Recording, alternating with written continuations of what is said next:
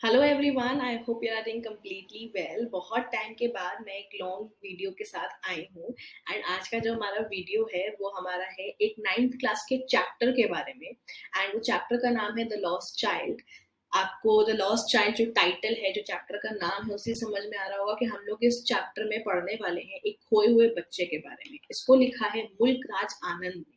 Okay, तो आइए देखते हैं डिटेल में इसके बारे में कि चैप्टर में क्या है, क्या होता है, क्या नहीं होता है, कैसे ट्विस्ट एंड टर्न्स आते हैं। हर चीज हम लोग डिटेल में आइए पढ़ते हैं। Okay, let's start up with a quick introduction, जिससे आपको पता चल जाएगा कि हम लोग पूरी स्टोरी में क्या क्या पढ़ने वाले हैं और कैसे कैसे चीजें आगे बढ़ेंगी। Okay, the lost child is the story of a small child who gets lost in a fair. ये जो स्टोरी है छोटे से बच्चे के बारे में है जो कि एक मेले में खो जाता है। यहाँ फेयर का मतलब है मेला। फेयर का मतलब वो गोरा वाला मत समझिएगा, फेयर का मतलब मेला है। Okay, he had gone with his parents to the fair but loses them when he gets engrossed in looking at a roundabout swing. वो अपने पेरेंट्स के साथ मेले में गया था मेला घूमने, लेकिन जब वो एक राउंड अबाउट स्विंग, वो गोल गोल वाला झूला होता है जो बहुत बड़ा सा होता है, वो जायंट व्हील टाइप वाला, वैसे ही टाइप के झूले को देखने में इतना ज्यादा लीन हो गया, इतना ज्यादा खो गया उसको देखने में कि वो भूल ही गया कि मेरे पेरेंट्स मेरे साथ हैं, हम आगे बढ़ आए हैं, या फिर क्या हो गया मेरे साथ। वो सब चीजें भूल गया उस झूले को देखने में। Okay, the story highlights the bond of love and affection that a child shares with his parents. अब ये स्टोरी क्या दिखाती है? स्टोरी दिखाती है कि जो एक मम्मी और पापा होते हैं और एक बच्चा होता है, उसके बीच में जो लव का, एक मोह का, एक प्यार का जो बॉन्ड होता है, वो कैसा होता है, क्या वो बॉन्ड शेयर करते हैं, दोनों में क्या फीलिंग्स होती, क्या नहीं होती, वो सारी चीजें स्टोरी में दिखाई गई। Before losing them, he had been demanding different things like sweets, balloons, flowers, swings, etc. अपने पेरेंट्स से बिछड़ने से पहले उस मेले में गया था तो वहां बहुत सारी चीजें होंगी। बच्चा हर चीज से अट्रैक्ट होता है। वो एक मिठाई से अट्रैक्ट होगा, झूले देखेगा, बलून्स देखेगा, और उसको झूला झूलना होगा, उसको फ्लावर्स देखेगा, हर चीज से अट्रैक्ट होता है। ओके, तो वो भी अपने पेरेंट्स से बिछड़ने से पहले हर चीज की डिमांड करता है कि मुझे झूला झूलना है, मुझे बलून्स चाहिए, मुझे फ्लावर्स चाहिए, मुझे स्विंग्स पे जाना है, हर चीज की डिमांड कर रहा था। लेकिन जैसे ही वंस ही लूजेस देम, जैसे ही वो उनसे बिछड़ गया, he is picked up by a stranger. जैसे ही वो खो गया, उसको एक स्ट्रेंजर ने उठा लिया। एक स्ट्रेंजर मतलब एक अनजान व्यक्ति ने उसको उठा लिया, बिकॉज वो बहुत रो रहा था। अब आगे आप ये पढ़ेंगे क्या था। The stranger tries to quieten the child by offering him all these things that he had demanded from his parents.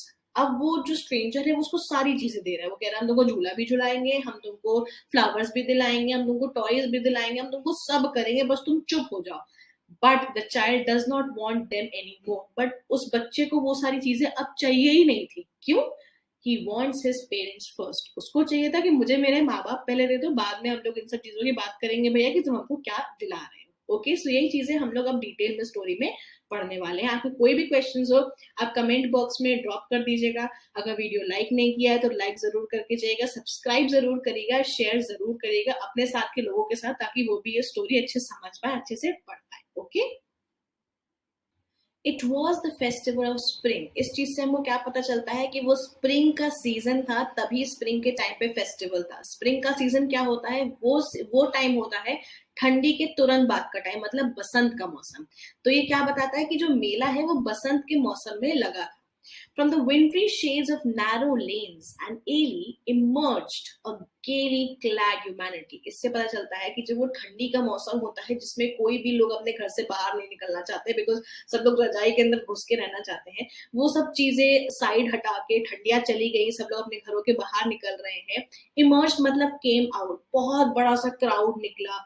गेली मतलब हैप्पी, क्लैड मतलब ड्रेस्ड ह्यूमैनिटी, मतलब बहुत ही ज्यादा खुश लोग अपने घर से बाहर निकले एक मेले में जाने के लिए। Okay, some walked, some rode on horses, others sat, being carried in bamboo and bullock carts. कुछ लोग पैदल गए, कुछ लोग हॉर्सेस पे गए, कुछ लोग को जो बुलक कार्ट्स होती हैं, घोड़ा गाड़ी और ये सब चीजें, उनसे वो लोग मेले में जा रहे थे। कुछ लोग पैदल जा रहे थे, कुछ लोग अपने अपने वाहन मतलब अपने साधन के हिसाब से जा रहे थे। One little boy ran between his father's legs, beaming over with life and laughter. अब ये मतलब नहीं है कि पैर के बीच में से जा रहा था, नहीं, पैर के बीच में जा रहा था मतलब वो हर चीज इधर उधर उधर देख के ऐसे चल रहा था कि बार बार अपने पापा के पैर से टकरा जा रहा था। यहाँ पे जो है बिटवीन फादर्स लेग, इसका मतलब है कि अपने पैर, पापा के पैर से टकरा जा रहा था, उनके उसके बीच में से नहीं जा रहा था। Okay, beaming over, to be full of something, मतलब वो इतना ज्यादा खुश था, इतना ज्यादा प्लेजेंट फील कर रहा था कि वो मेले में जा रहा है, उसको समझ में नहीं आ रहा था क्या हो रहा है, वो सब कुछ ऐसे देख रहा था कि वो सब कुछ एकदम पहली पहली बार देख रहा है। Okay, come child come, called his parents as he lagged behind, fascinated by the toys in the shops that lined the way. अब क्या हुआ, यहीं से हमको ये पता चल रहा है कि जो पेरेंट्स है उसको बार बार अपने बच्चे को बुलाना पड़ा था कि चलो बेटा चलो, आओ आगे आओ, क्योंकि वो एक जगह रुक जा रहा था। क्यों रुक जा रहा था? क्योंकि वो टॉयज को देख के, जो चीजें हैं उनको देख के इतना ज्यादा फैसिनेट, मतलब इतना ज्यादा अट्रैक्ट हो जा रहा था कि उसको आगे बढ़ने का मन ही नहीं करता, वहीं का वहीं खड़ा रहता। तो इसीलिए उसके पेरेंट्स को उसको बार बार बुलाना पड़ता था। ओके, एक चीज याद रखिए, अपने साथ एक पेन और एक कॉपी जरूर रखिए ताकि आप हर एक चीज लिख पाए, क्योंकि इस फेयर में उस बच्चे ने बहुत सारी चीजें देखी, आप वो लिखते जाएंगे तब वो क्वेश्चन आंसर्स में बहुत ज्यादा मदद मिलेगी। ओके, यहाँ पे दैट लाइंड द वे, इसका मतलब है वो सेट अलोंग द वे। आप कभी भी कहीं पे भी जाते हो तो आपको बाजार में शॉप्स दिखती है ना, the shops are lined the way, मतलब आप जिस तरफ जा रहे हो आपको आपके रास्ते पे वो चीजें दिख रही हैं, वो चीजें मिल रही हैं। He hurried towards his parents, his feet obedient to their call, his eyes still lingering on the receding toys. अब क्या है कि वो अब बहुत ओबीडियंट बच्चा था, जैसे उसके पेरेंट्स ने बोला उसने कहा कि अरे सब कुछ छोड़ छोड़ के वो अपने पेरेंट्स के पास गया, लेकिन अभी भी उसकी नजरें वहीं टिकी हुई थी जो वो टॉयज उसने देखे थे। लिंगरिंग का मतलब है lasting for a long time. Lingering मतलब कहीं पे भी आप देख रहे हो, उसको कांस्टेंट देखे जा रहे हो, आपका मन नहीं कर रहा कि आप उससे अपनी नजर हटा लो।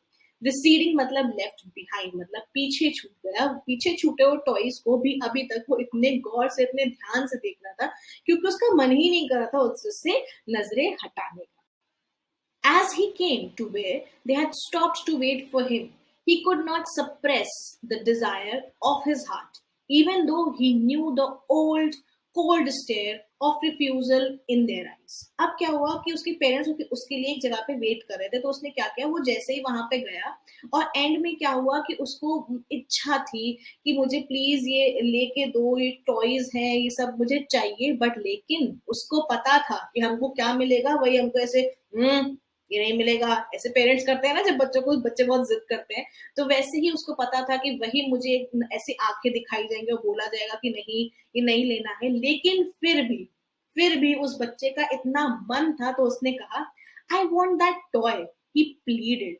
उसने कहा कि मुझे वो टॉय चाहिए, उसने रिक्वेस्ट की मुझे वो टॉय चाहिए। His father looked at him red eyed in his familiar tyrant's way. Tyrant कौन था? टायरेंट एक रूलर था, बहुत क्रूअल रूलर था, ठीक है। अब जैसे ही उसने बोला कि मुझे वो टॉय चाहिए, एकदम ऐसे मासूम बन के रिक्वेस्ट की उसने कि मुझे वो टॉय चाहिए, उसके पापा ने उसको ऐसे खोद के देखा, एकदम लाल लाल आंखों से, जिसे टायरेंट देखता है, टायरेंट एक क्रूअल रूलर था, उसकी तरह देखा और वो समझ गया कि भैया ये टॉय तो मुझे नहीं मिलने वाला। His mother, melted by the free spirit of the day, was tender, and giving him her finger to hold, said, look, child, what is before you? It was a flowering mustard field, pale like melting gold, as it swept across miles and miles of even land. अब आप सब लोग जानते हैं mummy का दिल कैसा होता है, एक माँ का दिल कैसा होता है, मेरे बच्चे को ये चाहिए, प्लीज उसको लेके दे दो। ठीक है, वही हुआ इसकी मम्मी के साथ भी। इसने कहा कि अब वो अपने हस्बैंड के अगेंस्ट जा तो नहीं सकती थी, लेकिन उसने अपने बच्चे का ध्यान बटाने की कोशिश की। इमोशन से भरा हुआ इतना अच्छा दिन था, एकदम फ्री स्पिरिटेड डे था, इमोशनल हो गई उसकी मम्मी, लेकिन उसने अपने बच्चे का ध्यान हटाया, कह रहा ऐसे उंगली दिखा के कहा कि देखो बेटा वो क्या है। और क्या दिखाया उसको? उसको दिखाया खेत, सरसों का खेत। मस्टर्ड फील्ड मतलब सरसों का खेत दिखाया। सरसों का खेत आप जो पिक्चर है उसमें अच्छे से देख सकते हैं, कैसे येलो कलर का और बहुत दूर दूर तक है। यहाँ पे जो सरसों का खेत है मतलब मस्टर्ड फील्ड, उसको मेल्टेड गोल्ड से कंपेयर किया गया है। जब गोल्ड मेल्ट होता है तो वो भी इसी कलर का दिखता है। और उसने कहा है जो माइल्स एंड माइल्स, मतलब इतना दूर तक फैला हुआ था, इतना दूर तक फैला हुआ था कि पता ही नहीं चल रहा था कि उसका अंत कहाँ है। तो उस माँ ने क्या किया, उसकी मम्मी ने उसका ध्यान बटाने के लिए उसको वो सरसों का खेत दिखाया। A group of dragonflies were bustling. Bustling मतलब हलचल मचाई थी, इधर उधर उड़ रही थी। अब ड्रैगन फ्लाई क्या है, आप फोटो में देख पा रहे होंगे, वहां पे एक बहुत बड़ा सा ऐसा जो पंख वाला है, पिंक कलर के पंख वाला साइड में है, that is a dragon fly. आप लोग अपने घर में देखते होंगे, कभी कभी आता है dragon fly. Okay, about on their gaudy, gaudy मतलब चटकीला ऐसा कलर जो मतलब देख के से आंखों में बस चुभे गया, अरे बहुत ज्यादा ब्राइट है। वैसा एक ड्रैगन फ्लाई, पर्पल विंग्स थे जिसके जिसके पर्पल कलर के विंग्स थे उस ड्रैगन फ्लाई के, intersecting the flight of a lone black bee और butterfly in search of sweetness from the flowers. मतलब हम लोगों ने तीन चीजें देखी, वहां ड्रैगन फ्लाई थी, वहां ब्लैक बीज थी और वहां पे बटरफ्लाई थी। ठीक है, ये तीनों क्या था कि जो ब्लैक बीज और जो बटरफ्लाई थी वो उनको जो ये ड्रैगन फ्लाई था वह भगा दे रहा था। क्यों भगा दे रहा था? क्योंकि उसको उस जो फूल थे वहां पे गार्डन में, जहाँ जो हम लोग ने सरसों का खेत देखा यहाँ पे पिछली वाले चीज में, उनको उससे जो उनके फूल थे उनका रस पीना था, इसलिए वो उसको बार बार भगा दे रहा था। The child followed them in the air with the gaze. Gaze मतलब look for a long time. किसी भी चीज को बहुत देर तक प्यार से देखते रहना, उसको कहा जाता है gaze, gazing. Gaze till one of them would still its wing and rest, and he would try to catch it. अब क्या होता है, बच्चे कैसे होते हैं, छोटे बच्चे की जब भी बटरफ्लाई कुछ देखे वो उनको ऐसे ऐसे करके देखते रहते हैं, वो जहां जहां जाती है उनकी नजरें उधर उधर जाती है। तो इस बच्चे के साथ भी वही हो रहा था, जब तक कि एक बटरफ्लाई एक फूल पे जाके बैठ गई और वो उसको पकड़ने जा रहा था, लेकिन वो उसको पकड़ नहीं पाया। But it would go fluttering, flapping up into the air when he had almost caught it in his hands. यहाँ fluttering और flapping का मतलब है कि जो बटरफ्लाई होते हैं वो लहराती रहती है, अपने जो पंख होते हैं फड़फड़ाते रहते हैं उसके, वैसे ही जैसे वो पकड़ने जा रहा था वो ऐसे ऐसे करके उड़ जा रही थी, और वो उसको जैसे ही पकड़ने जा रहा था वो उसको पकड़ नहीं पा रहा था।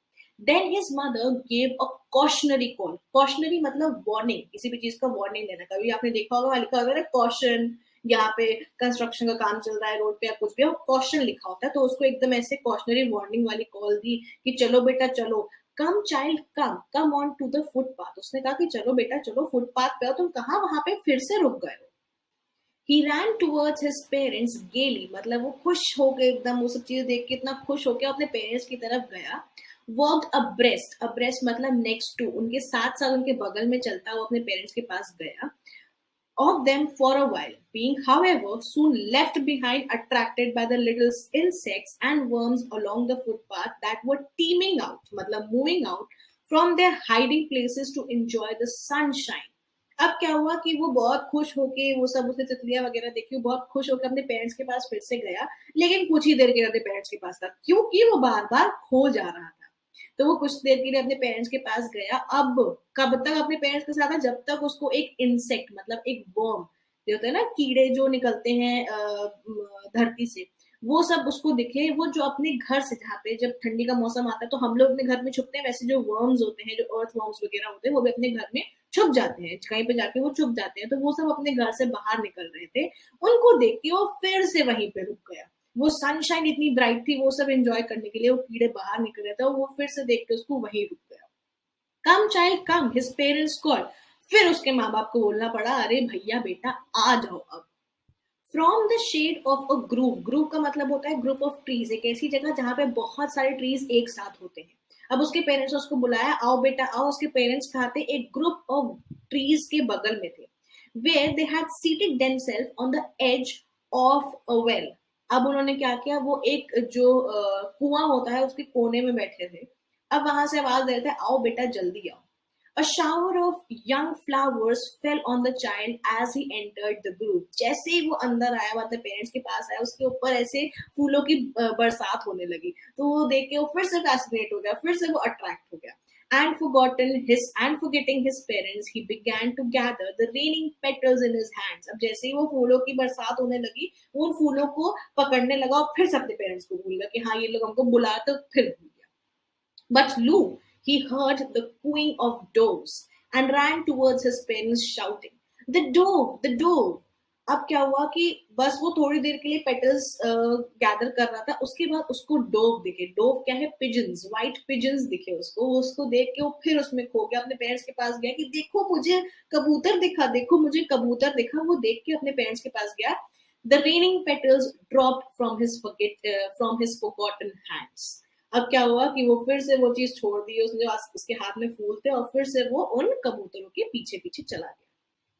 Come, child, come, they called to the child, who had now gone running in wild capers round the banyan tree.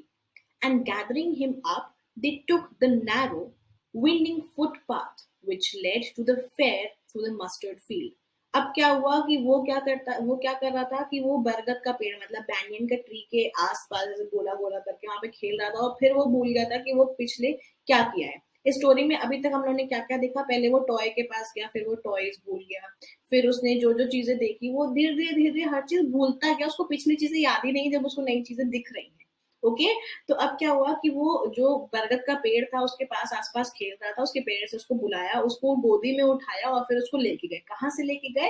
Fair में, उस जो मस्टर्ड फील्ड है उसमें ही कहीं पे रास्ता था, मतलब जो सरसों का खेत था उसमें बीच में रास्ता था, वहीं से उसको वो उठा के गोदी में लेके गए अपने साथ।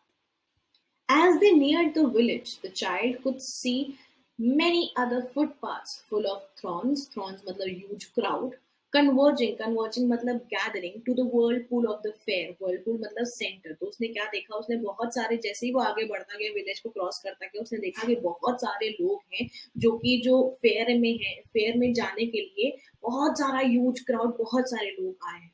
And felt at once repelled and fascinated by the confusion of the world he was entering। अब उसको बहुत कंफ्यूजिंग लगने लगा कि हम कहाँ पे आ गए हो, बहुत फैसिनेट भी होने लगा बाकी चीजें देख के कि इतने सारे लोग एक जगह पे जा रहे हैं, ऐसा क्या है, वो बहुत कंफ्यूज होने लगा, और उसको धक्का मुक्की होने लगी जैसे मेलों में होती है वैसे होने लगा, वो चीजों से अट्रैक्ट भी होने लगा। Okay, a sweet meat seller hopped, gulab jamun, rasgulla, barfi, jalebi at the corner of the entrance, and a crowd pressed round his counter at the foot of an architecture of many colored sweets decorated with leaves of silver and gold।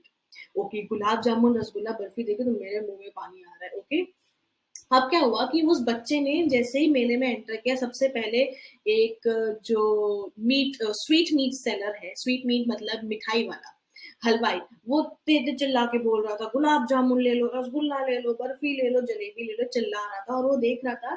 उस बच्चे ने देखा कि सारे लोग उसके पास जैसे counter के आसपास उसके हैं, देख रहे हैं। उसने देखा कि वो जो स्वीट्स है बहुत कलरफुल स्वीट्स हैं, बहुत अच्छे से डेकोरेट की गई है सिल्वर और गोल्डन लीफ से, और वो उसको देख के बहुत ज्यादा अट्रैक्ट हो रहा था। The child stared open eyed, and his mouth watered for the barfi that was his favorite sweet।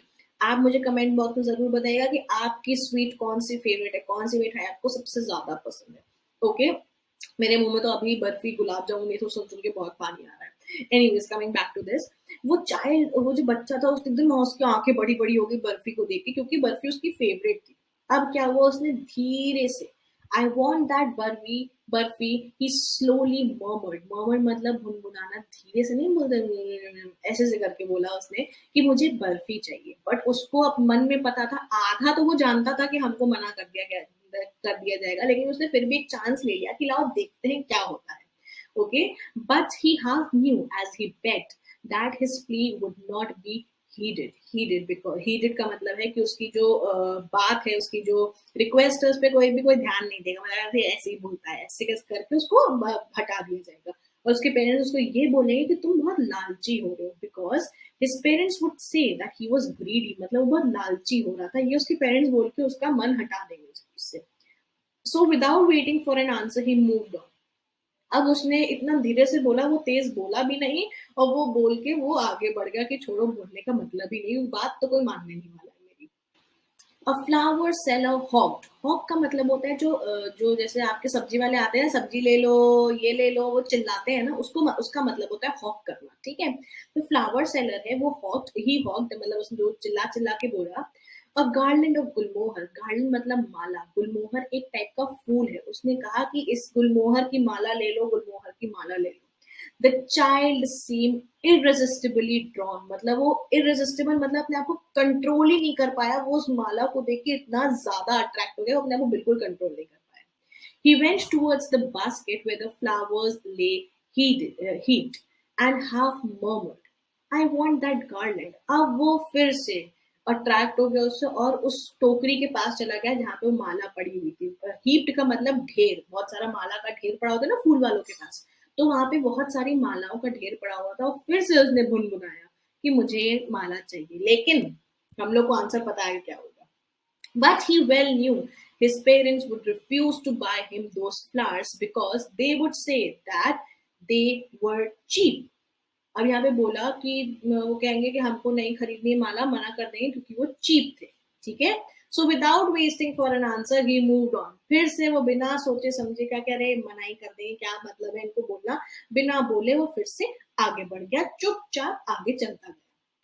A man stood holding a pole with yellow, red, green and purple balloons flying from it. आपने कभी देखा होगा, किसी मेले में गए होंगे तो एक जो बलून वाला होता है उसके हाथ में एक डंडा होता है और उसके जो बलून होते हैं वो ऊपर ऐसे ऐसे करके लगे होते हैं। तो वही चीज यहाँ पे बताई गई है कि उसने जो देखा, जो बलून वाला था, उसने एक डंडा पकड़ा था, एक पोल पकड़ा था और बलून जैसे ऐसे लगे हुए थे। कौन कौन से कलर के? येलो, रेड, ग्रीन, पर्पल, और भी होंगे, अभी तो सिर्फ इतने ही बताए हैं। The child was simply carried away by the rainbow glory of the silken colors, and he was filled with an overwhelming desire to possess them all. Overwhelming का मतलब बहुत स्ट्रॉन्ग, डिजायर का मतलब होता है विश, मतलब उसके अंदर एक बहुत स्ट्रॉन्ग इच्छा है कि जो कलर्स, कलरफुल जो बलून है वो मेरे पास हो। यहाँ पे रेनबो ग्लोरी इसलिए बोला गया क्योंकि रेनबो के जो अलग अलग कलर्स होते हैं वो सारे कलर्स उसको उस बलून्स में दिख रहे थे, तो इसलिए उसको वो चाहिए थे, बहुत अट्रैक्ट हो रहा था उससे। लेकिन हम लोग को पता है इसका आंसर क्या होगा, उसके पेरेंट्स फिर नहीं मानेंगे। But he well knew his parents would never buy him the balloons because they would say he was too old to play with such toys, so he walked on further. अब उसको मना कर दिया जाएगा, बोल दिया जाएगा कि तुम बहुत ओल्ड हो इस खेलने के लिए, और वो बिना सोचे समझे चल पड़ा आगे, कि बोलने का मतलब ही नहीं है यार। A snake charmer stood playing a flute to a snake who coiled itself in a basket, its head raised in a graceful bend like the neck of a swan, while the music stole into its invisible ears like the gentle rippling of an invisible waterfall. अब क्या हुआ, वो थोड़ा आगे बढ़ा, उसको एक सपेरा दिखा, स्नेक चार्मर सपेरा, जो एक बीन बजा रहा था और उसका जो सांप था वो, इसकी जो पूंछ, पूरी बॉडी ऐसे कॉइल्ड का मतलब ऐसे सर्कुलर मोशन होता है वैसे कॉइल्ड थी, एंड उसका जो सर था वो ऐसे ऊपर ऐसे करके उठा हुआ है, जैसे स्वान का होता है, स्वान बर्ड होती है, उसकी तरह ऐसे उठा हुआ था, एंड वो उसको बीन बजा रहा था और उसकी जो इनविजिबल कान थे उनमें बीन की आवाज जा रही थी और वो अपने बीन के उससे वेव कर रहा था। रिपलिंग का मतलब होता है वेव, जैसे वाटरफॉल होती है, वाटरफॉल ऐसे ऐसे कभी भी आपने देखा होगा वाटर ऐसे ऐसे नहीं गिरता, वो हल्का कभी इधर से कभी इधर से कभी इधर से कहीं से भी गिरता है। ठीक है, तो वाटरफॉल की तरह वो ऐसे ऐसे करके लहरा रहा था। The child went towards the snake charmer, but knowing his parents had forbidden him to hear such coarse music as the snake charmer played, he proceeded farther.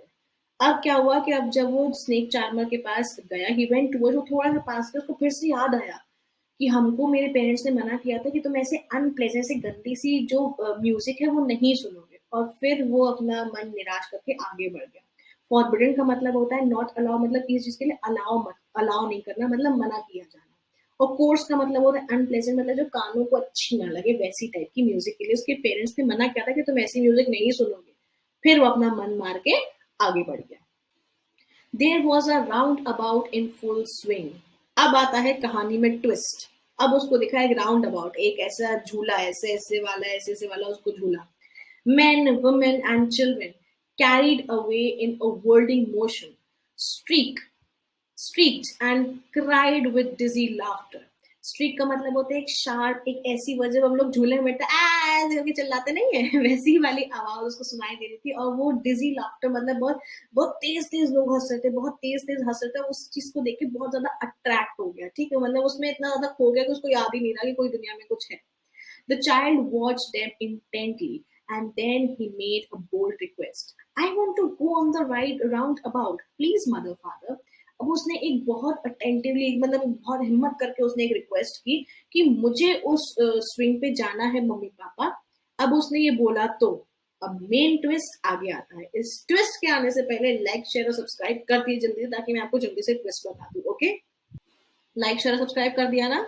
Very good, share भी कर दीजिएगा। अब आते हैं ट्विस्ट पे। अब उसने अपनी मम्मी पापा को बुलाया कि मुझे उस स्विंग पे चढ़ना है, मुझे जाना है, झूला झूलना है। But there was no reply. He turn to look at his parents. They were not there ahead of him. He turned to look on either side. They were not there. He looked behind. There was no sign of them. अब वो पलटा जैसे अपने माँ बाप को ढूंढने के लिए, वो ना इधर थे ना उधर थे, ना आगे थे ना पीछे थे, वो कहीं भी नहीं थे। और जब एक बच्चे के माँ बाप खो जाते हैं, मतलब एक बच्चा अपने माँ बाप से बिछड़ जाता है, तो क्या करता है? सबसे पहले वो रोता है। ये बच्चा भी रोया। A full deep cry rose within his dry throat with a sudden jerk. जब मतलब ऐसे ऐसे करके बच्चे होते नहीं है, ऐसे करके जब बच्चे रोते, जब बहुत ज्यादा दुखी होते हैं। Of his body he ran from where he stood, crying in real fear. Mother, father, बहुत डर गया था, बहुत सहम गया था, और हर जगह बोलता मम्मी पापा कह के चिल्ला चिल्ला के अपने पेरेंट्स को ढूंढ रहा था। Tears rolled down from his eyes, hot and fierce. Fierce का मतलब frightening, बहुत डरा हुआ था, तो डर में जो आंसू निकलते एकदम गरम गरम आंसू, वैसे उसके आंसू निकल रहे थे। His flushed face was convulsed with fear. उसका जो फेस था वो रो रो के लाल हो गया था, एकदम फुल ऑफ फेयर था, उसको बहुत डर लग रहा था। Panic stricken, he ran to one side first, then to the other, hither and thither, in all direction, knowing not where to go. Panic stricken मतलब बहुत परेशान होके वो इधर उधर भागता रहा। हितर थितर का मतलब होता है इधर उधर भाग रहा था, उसको समझ में नहीं आता क्या करे, बस वो मम्मी पापा बहुत तेज तेज चिल्लाता जा रहा था। His yellow turban came untied and its clothes became dirty. उसने येलो कलर की टर्बन अपने सर पे बांध रखी थी, वो भी उसकी खुल गई, और उसके क्लोथ्स जो है वो भी सब गंदे हो गए मिट्टी में। Having run to and fro in a rage of running for a while, he stood defeated, his cries suppressed into sobs. अब क्या हुआ कि अब वो इतना ज्यादा ढूंढ चुका था, थक भी चुका था, बच्चा बेचारा अपना ढूंढ रहा है, इधर उधर तो जाके ढूंढ रहा था। अब उसकी जो आंसू थे वो एकदम बंद हो गए थे, सप्रेस मतलब एंड हो गए थे। अब वो सिसक रहा था, मतलब सॉब कर ऐसे से कर रहा था, बस उसके आंसू नहीं निकल रहे थे। उस बेचारा बहुत परेशान हो गया था, जिससे अब मुझे बड़ा बुरा लग रहा है, परेशान हो गया था। At little distances on the green grass he could see through his filmy eyes men and women talking. अब वो दूर से देख रहा है कि बहुत सारे एक जगह पे जो लोग हैं वो बातें कर रहे हैं। क्या बातें कर रहे हैं? मेन वुमेन एक दूसरे से बातें कर रहे हैं, और उसको वो चीज बड़ी सी खराब लग रही थी। मतलब क्या बातें कर रहे हैं, क्या हो रहा था, कुछ समझ में नहीं आ रहा था, क्योंकि वो बहुत परेशान था। He tried to look intently among the patches of bright yellow clothes, but there was no sign of his father and mother among these people, who seemed to laugh and talk just for the sake of laughing and talking.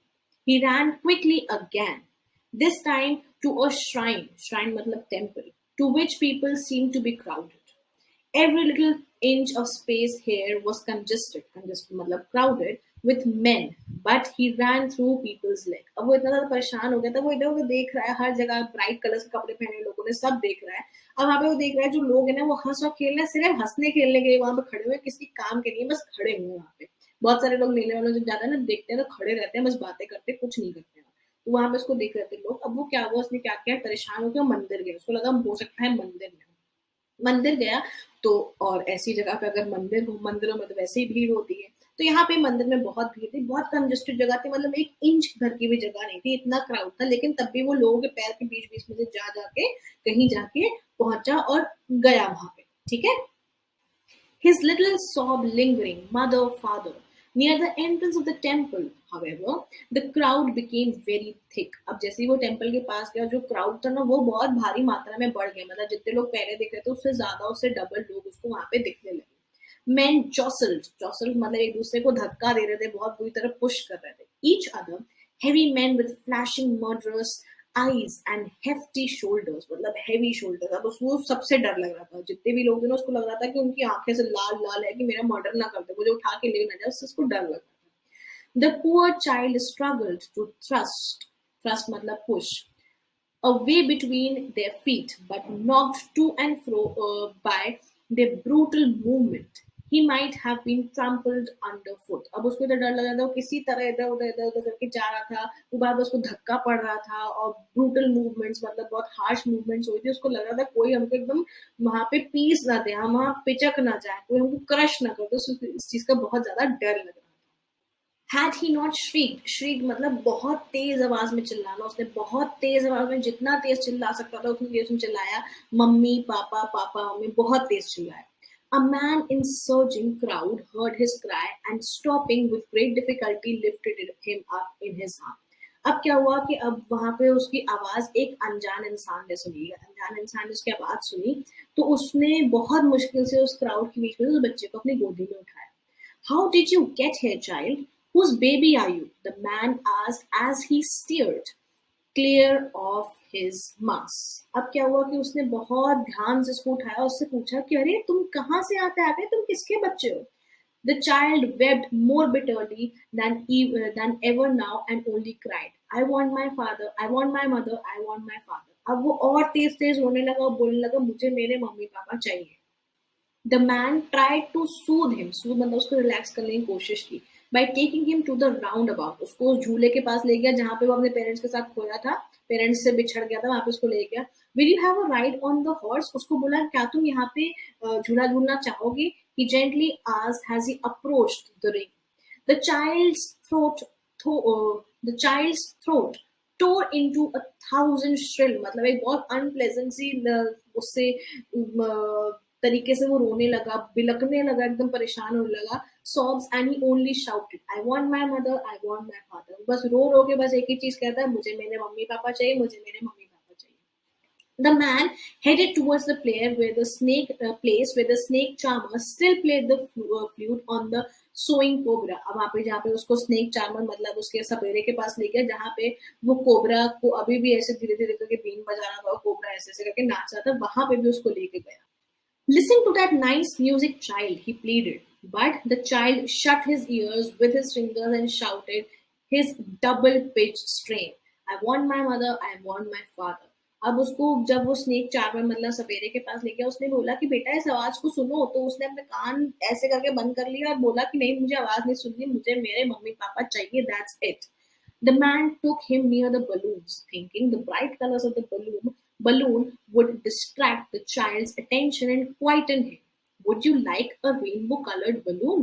He persuasively asked. The child turned his eyes from the flying balloon and just sobbed. अब क्या हुआ कि उसको balloon वाले के पास ले गया, उसको बोला कि तुम बलून देखो, और उसको चुप कराने की कोशिश की। क्वाइटन मतलब उसको चुप कराने की कोशिश की, और परसुएसिवली का मतलब होता है मनाना।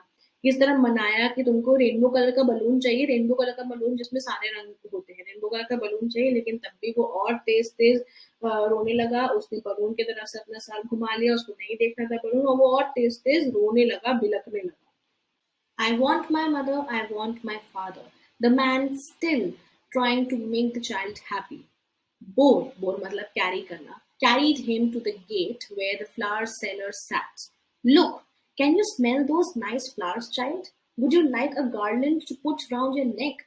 The child turned his nose away from the basket and reiterated his sob. I want my mother, I want my father. Thinking of humor, he disconsolate charged by a gift of sweets. The man took him to the counter of sweet shop. अब क्या हुआ, पहले उस वो रोने लगा, मुझे mummy papa चाहिए, मम्मी पापा चाहिए। उसके बाद जो आदमी था जिसने उसको उठाया था, वो उसको ले गया फ्लावर सेलर के पास। वहां से उसको बोला, क्या तुमको ये माला चाहिए अपने गले में डालने के लिए? उसको बास्केट में उसको सुंघाने लगा कि सूंघो कितने प्यारे फ्लावर्स हैं। तो उसने अपना नाक पीछे कर लिया और फिर वो रिपीट करने लगा। रीइटरेटेड का मतलब होता है रिपीट करना किसी भी चीज को, अपना वो रोना गाना फिर से रिपीट करने लगा। अब जो इंसान था वो एक्सट्रीमली अनहैप्पी, बहुत ज्यादा परेशान हो गया था, कि बहुत उसको बुरा लग रहा था कि बेचारा बच्चा कितना परेशान हो रहा है। फिर उसको ले गया स्वीट्स के काउंटर पे। जब वो What sweets would you like, child? He asked. The child turned his face from the sweet shop and only sobbed. I want my mother, I want my father. अब वहां से फूल वाली दुकान से उसको स्वीट वाली शॉप पे ले गया। उसने पूछा कि तुमको कौन सी स्वीट चाहिए, तुम स्वीट मीट सेलर से कौन सी स्वीट लेना चाहोगे? तो वो उसने अपना सर घुमा लिया उस शॉप से और कहा कि मुझे सिर्फ और सिर्फ मेरे मम्मी पापा चाहिए। So this is an end to the story. It was a very nice story. बहुत सारे ट्विस्ट एंड टर्न्स थे। तो coming back to the introduction, हम लोगों ने इंट्रोडक्शन में पढ़ा था कि हम लोग इस चैप्टर में एक बच्चे और उसके पेरेंट के बीच का जो लव और अफेक्शन होता है वो देखेंगे। तो इसमें हम लोगों ने यही देखा कि जब तक अपने मम्मी पापा के साथ था, उसको दुनिया की सारी चीजें चाहिए थी। उसको स्वीट्स भी चाहिए थी, उसको फ्लावर्स भी चाहिए थे, उसको बलून्स भी चाहिए था, उसको स्नेक का गाना भी सुनना था, उसको सब करना था। लेकिन जैसे अपने मम्मी पापा से वो बिछड़ गया, उसको क्या चाहिए था? सिर्फ और सिर्फ अपने माँ बाप चाहिए। ओके, सो यहाँ ये स्टोरी में दिखाया कि एक पेरेंट्स और उनके बच्चे के बीच में जो बॉन्ड होता है, जो अफेक्शन होता है, जो प्यार होता है, वो एंडलेस होता है, वो अटूट होता है, वो अनमोल होता है, वो किसी के बीच में नहीं हो सकता है। ओके, सो जितने भी वर्ड मीनिंग्स मैंने यहाँ, जितने भी वर्ड्स के मीनिंग, जो डिफिकल्ट मीनिंग्स हैं, वो आगे मैं आपको स्लाइड्स में शो कर दूंगी। आप उसका स्क्रीनशॉट ले लीजिए, उसको लिख लीजिए एज यू विश। आगे की कुछ स्लाइड्स, 6 स्लाइड्स आई गेस आएंगी, जिसमें आपको उसके सारे डिफिकल्ट वर्ड्स के मीनिंग वहां पे होंगे। आप उसका स्क्रीनशॉट लेके बिल्कुल रख लीजिए, क्योंकि आपके बहुत ज्यादा काम आने वाला है। ओके,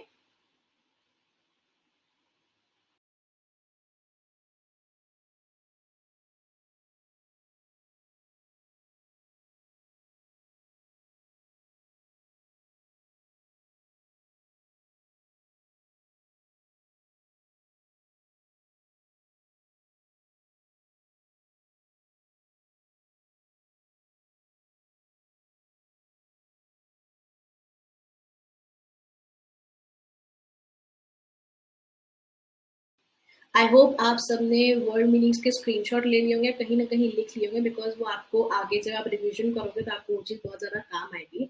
आपको कोई भी क्वेरीज हो, आप कमेंट बॉक्स में या फिर टेलीग्राम पे या फिर फेसबुक पे या फिर इंस्टाग्राम में आप मुझसे फ्रीली पूछ सकते हैं। Free to ask me any questions you have. And video को लाइक करिएगा, शेयर करिएगा अपने क्लासमेट्स के साथ, सब्सक्राइब करना मत भूलिएगा। एंड मुझे इंस्टाग्राम पे एंड फेसबुक पे एंड टेलीग्राम पे फॉलो करना मत भूलिएगा। अब हम लोगों ने चैप्टर पढ़ लिया, सब कुछ कर लिया है। इसके क्वेश्चन आंसर्स एंड एमसीक्यू की एक सीरीज, मतलब एक दो और वीडियो में लेके आऊंगी, उसको ध्यान से देखिएगा, ताकि आपका ये जो चैप्टर है वो आपको आपके एग्जाम तक बिल्कुल अच्छे से याद रहे। Okay, so that was it for today. Thank you, see you soon, bye bye.